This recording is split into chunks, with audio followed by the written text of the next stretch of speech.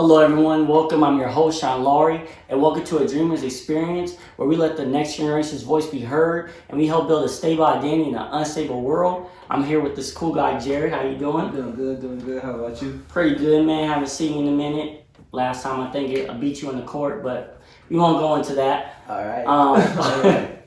But what I like to do is do a little icebreaker. So growing up, maybe not now, but just growing up, what was one of like the scariest moments for you? I think one of the scariest moments for me is probably when I got these blood clots. How was that? Pretty scary because when I first went to the hospital, they told me to lose my legs. So I was like, I walked in here, I could walk back out. Yeah. But in reality, I couldn't walk. So therefore, I was just scared the whole time. That's a blessing though, man. That's a blessing, you know what I mean? Being able to walk, able to jog, a little bit of crossover, all that. Dunk on people. Sure, we'll go with that. So last week I actually spoke to Natalie, and we was just talking about like insecurities and things of that nature, and even affirmation. So I wanted to kind of talk about that from a male's perspective. Okay. Right. So to you, like, why do you think the perception is like that guys don't have any insecurities, or we have to like portray a certain way, right? Like, for example, you can't say like, hey, you know what? I don't know. I hate going on a roller coaster with some people because they be like, hey man, you were this or you were that. You know what I mean? So why do you think that is? I think girls think the guys don't have a lot of insecurities because we don't do as much as they do to get ready. Like girls, they put on makeup, they take time with their hair, they want to smell good and all that stuff. Guys, we just come out the shower, put on some deodorant, some cologne, and then boom, by the bang, throw on the best fit Jordans, pants, and a shirt all the day. True. What do you think for guys, and what do you think like? Because for a lot of people, they, like I said, they don't even probably even think like this when it comes to guys. But what do you think causes guys to have insecurities? I think when you get rejected, that's one for sure. When you get rejected by a girl, because anything you can have on the best fit, your breath smelling good, you smelling nice, you go to a girl like, hey, shawty, she like, ooh, no, you're not my type. Boom. True. Second that happened, you go to, dang, where did I go wrong? What did I do wrong? Yeah. What happened? Do I not smell good? Can she smell this body odor? Like, true. Those are the thoughts that go through your head. True. I also would say too, when it comes to guys, especially as we get older, obviously you're out of high school now, but so you're in the real world, you see certain things.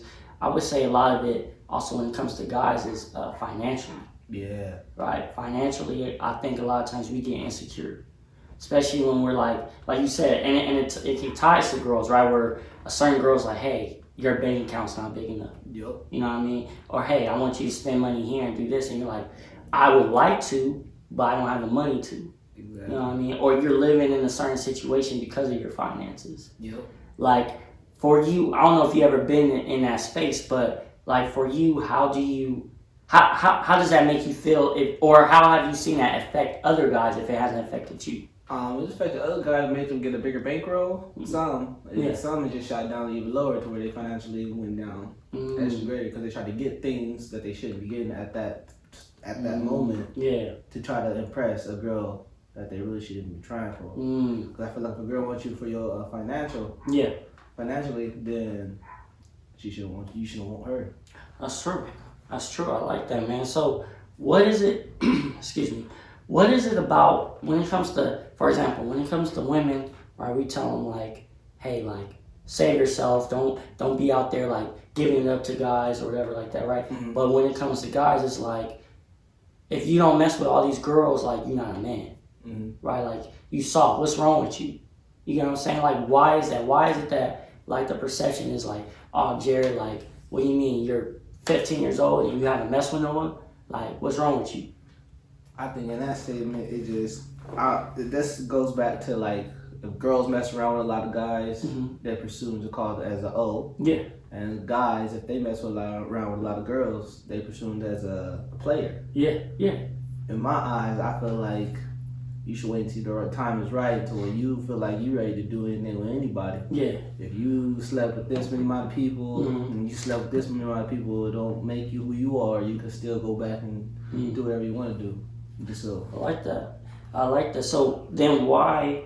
Because like for example, for me, excuse me again, probably need some water. But why is it like for me? I'll be honest, bro. Like for me, growing up, like I was just kind of chill doing my own thing. But I felt like at some point I was like, dang, like I'm not talking to all these females. I'm not doing this like all my homies is doing. Where they kind of like, bro, what's up with you?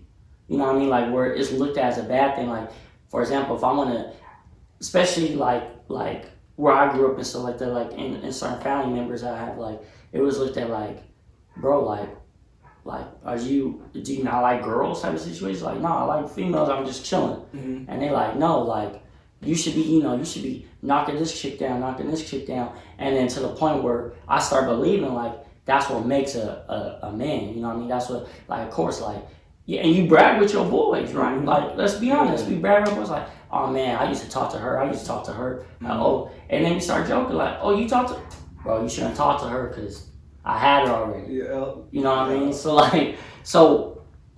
how do we stop that? How do we stop that where we stop making guys feeling bad for not wanting to be, not be the player type, or not trying to talk to all these other females, where they're like, yo, for me, I'm strictly just trying to be with the one chick that really inspires me, that really helps me. Like, how do we like stop that narrative?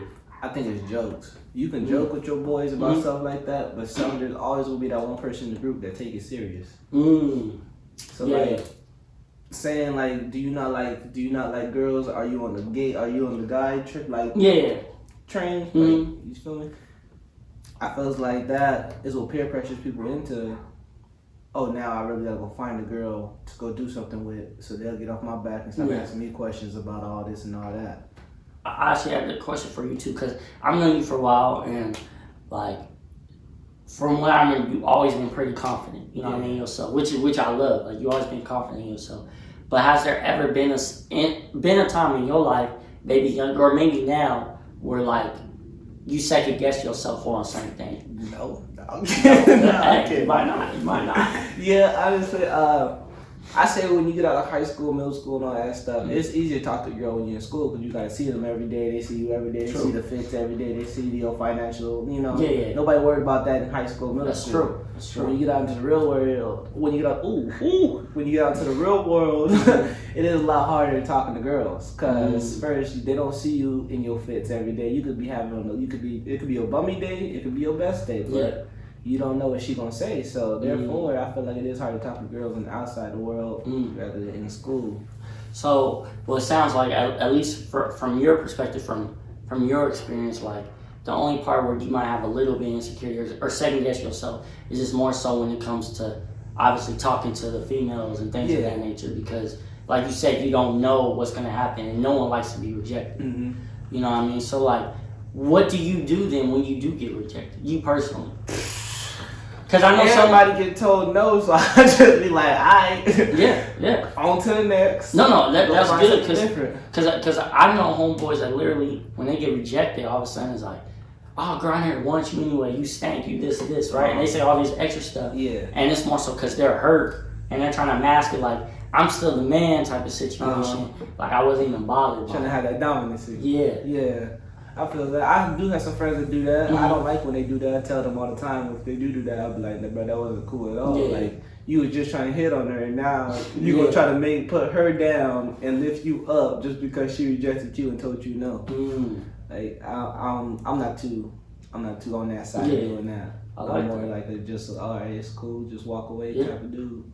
I like that, man. So like for you, like I said, because I know you always been pretty confident and things like that. So what does like knowing your worth, because you do, but what does that mean for you?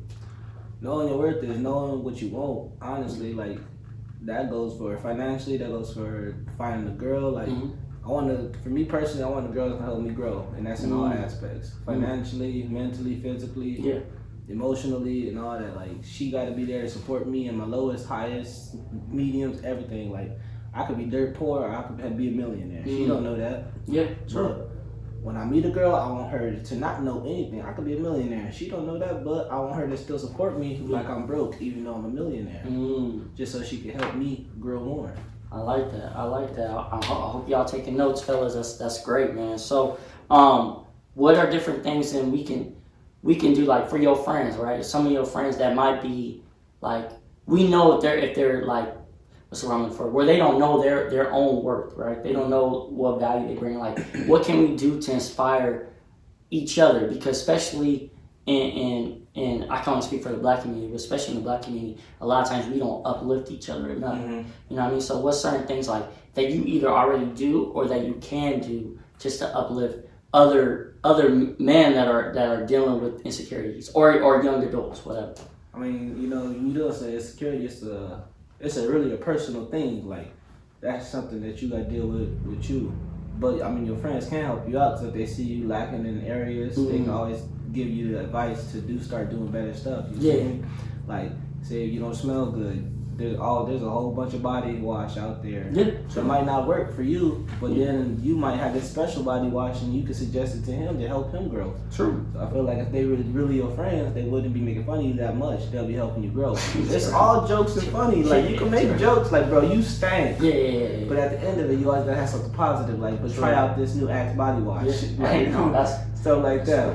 I like that, man. I like that. So what is like some good habits that you have developed over the years to help you have that mindset where you're like, yo, I know what I'm worth. I know that I'm valuable. Like, what are some habits that you've developed over time that someone else could take? Because obviously with insecurities, right, insecurities can trigger depression that definitely guys don't talk about enough, but we deal with that too. Depression, anxiety, all those different emotions. Like, what are different habits that you developed over the years that help you, know your value, know your worth, that someone else can maybe that's listening or watching this can take from you? Surround yourself by positive people. That's always a big like leap. Yeah. If you got somebody that's negative, whether you the most positive person that you gotta be, and you around somebody negative, sooner or later that negative is gonna rub off on you. So therefore, I feel like you should surround yourself with positive people. Practice makes perfect. You know what I'm saying? I wasn't always confident. I had to take time to myself, talk to myself. Give myself encouragement all times. Like, even at my lowest times, I've been through a lot in my life. Lost my mother. Had to encourage myself to get past that. Had to encourage myself to keep moving on. Had to encourage myself in a lot of places. Didn't always smell so good in middle school. I did not believe in deodorant. I swear I did not. I used to wake up in the morning, throw on a shirt, brush my teeth, and walk right out the house. No deodorant. We had to go run a mile from PE.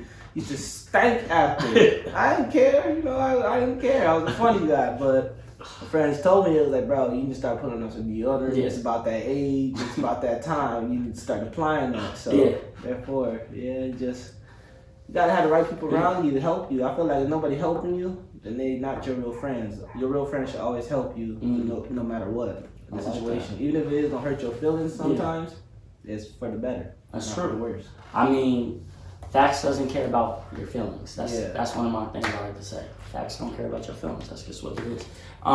Do you view insecurities as a bad thing?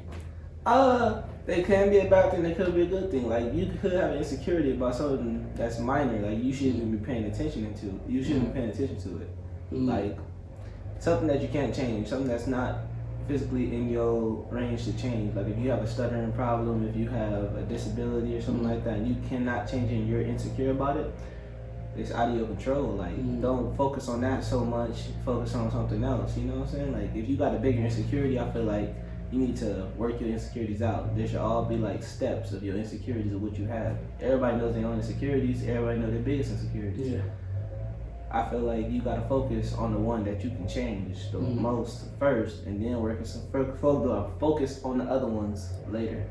I like that. That's true, man. Because when insecurities, it can be a positive or a negative thing. And the reason why I say it's a positive is because, for example, if you're insecure because you're overweight, right? But that's going to motivate you to eat better. That's going to motivate you to work out. You know what I mean? Change your eating habits, all those things. You know what I mean? Or, you have insecurities about where you live or your finances, but now it's going to motivate you to do better.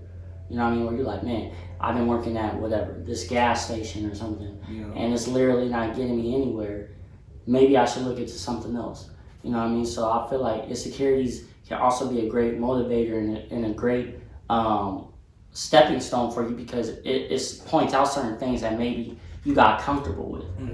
You get what I'm saying? So like a lot of times, for example, in relationships, obviously you're not married, but this happens in marriages where I hear it all the time where people are like, hey, you know, we used to go out every day or every Wednesday or something like that. And then once we got married, it stopped. Mm-hmm. You know what I mean? Yeah. And so, but it was because they got comfortable, and it wasn't until later on they're like, hey, maybe I need to address it. So same thing, I used to losing weight. Like maybe you was in shape and then you got big and now you're feeling bad about yourself. Mm-hmm. And now all of a sudden you're like, you know what happened? Let me get back to that. Mm-hmm. You know what I mean? So I definitely agree with you on that, man. So what's like a encouraging thing then, I guess you could say, to someone that is battling with insecurities right now? What is something that you can just share with them as we close out? I think some encouragement is if you're from the ghetto, it's not where you come from. It's about your end result, where you want to be in life. Mm-hmm. You come from a low poverty place, you always want better for yourself. You always want better for other people. No matter what anybody else say, it's all about you. Yeah. You first, other people second. Nobody got you like you. I like that. That's about it on that one. I like that, man. I like that. Nobody got you like you. I like that. So, as we close out, do you have any social media, anything you want to plug into the people that's listening or watching? I ain't got nothing. Nothing at all? Nothing at all. Okay. But besides, I dumped on him in middle school. Let's get out of the way right there. I won that race. We're not gonna listen to the silliness of it. It's one of his insecurities. That's what it is. I appreciate anytime I have you to get to talk to you, man. It's always a fun time.